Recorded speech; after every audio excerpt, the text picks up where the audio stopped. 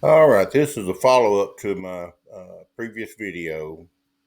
This is concerning only the problem I had using a 1/4 inch end mill in a .35 hole.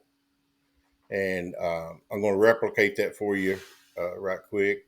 I'm in VCarve Pro. This is my test file that I set up. And let's look at the size of that circle there. So that's .35. And in my tool path, it's set as a V-carve because I want this edge to be beveled. .07 depth, 90-degree groovy Jenny, and a 1/4 inch downtown Jenny for the clearance tool. So when I calculate that, the following tools produced empty tool paths. They may not be able to fit anywhere the previous tool could not with their current parameters. Then it lists the 1/4 inch downtown Jenny.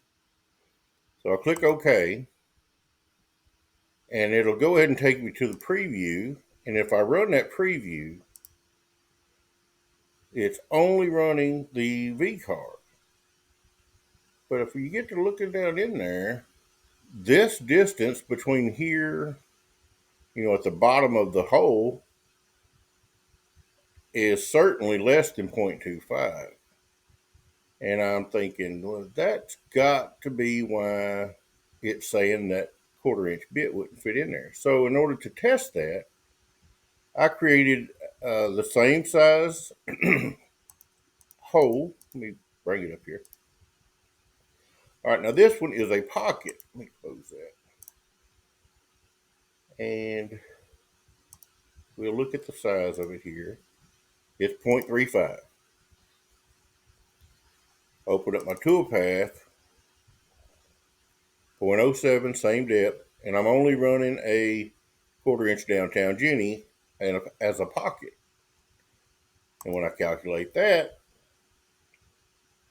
reset, preview all tool paths, and boom.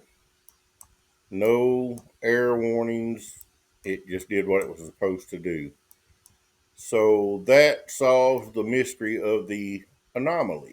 It was VCarve was just doing what it was supposed to do, but that's the first time I've ever had that situation come up.